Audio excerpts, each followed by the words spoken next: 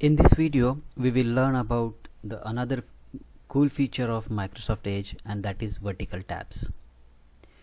In Microsoft Edge, you can switch your horizontal tabs into a vertical tabs. I have opened these different sites: YouTube, Google, and Wikipedia.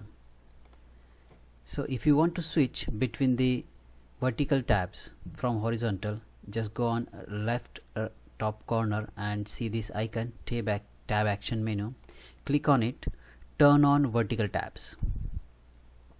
So now you have all these tabs, vertical tabs available. You just have to click them to switch between them. And if you want to open the new tab, just click on it and you can simply type and go to that website. Now if you want to switch back to your horizontal tabs, just click on this icon, turn off the vertical tabs, and you will be back to your normal mode. And this is how you can use the vertical tabs feature of Microsoft Edge. Thank you.